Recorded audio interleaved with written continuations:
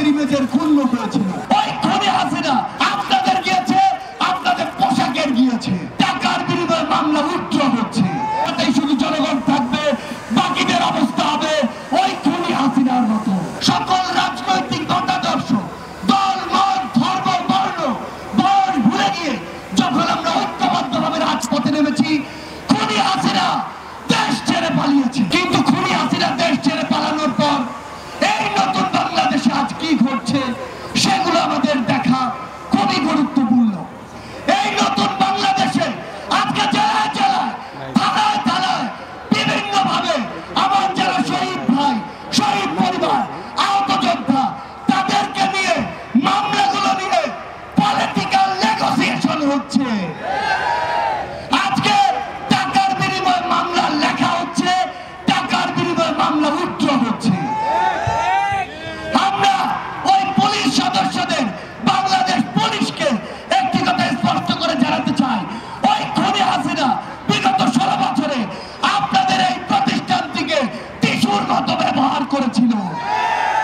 যখন প্রয়োজন হয়েছে, যেভাবে প্রয়োজন হয়েছে, আপনাদেরকে ইউজ করেছে। আর যা আত্মসম্মান গিয়েছে, যা মর্যাদা গিয়েছে, আপনাদের গিয়েছে, আপনাদের পোশাকের গিয়েছে। কিন্তু আজ এই অভ্যুত্থান পরবর্তী সময়ে আপনাদের ওই পোশাকটিকে যদি ওই খুনি হাসিনার দোসররা কিংবা অন্য কেউ কিংবা অন্য কোন গোষ্ঠী অন্য কোনো ভাবে ব্যবহার করার চেষ্টা করে, তাহলে আপনাদেরকে এক সময় আস্থা করে নিক্ষেপিত হতে হবে।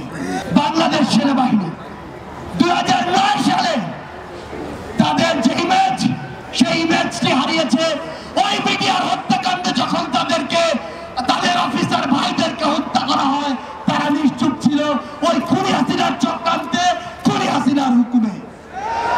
ওই শাপলা চত্বরে যখন আমাদের ভাইদেরকে বিভিন্ন ট্যাগ দিয়ে উগ্রপন্থী বলে হত্যা করা হয়েছিল, তখন যখন বাংলাদেশ সেনাবাহিনী তাদের জায়গা থেকে ওই তাদের পাশে দাঁড়ায়নি, প্রতিবাদটি করেনি, তখন তাদের ইমেজের ক্ষুণ্ণ হয়েছিল। খুনি হাসিনা যখন মসজিদের টিকে থাকতে চেয়েছিল, তখন সেনাবাহিনী রাজপথে নেমে তাদের ইমেজের ক্ষুণ্ণ করেছিল।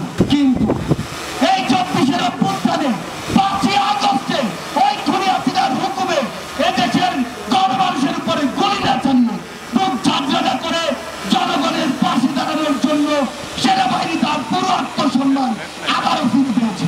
ভারতকে একটা কথা স্পষ্ট করে বলে দিতে চাই, ভারতের সাথে বাংলাদেশের সম্পর্ক তখনই হবে যখন ভারতের সাথে বাংলাদেশের সম্পর্ক হবে সম্মানের, যখন ভারতের সাথে বাংলাদেশের সম্পর্ক হবে সমতার।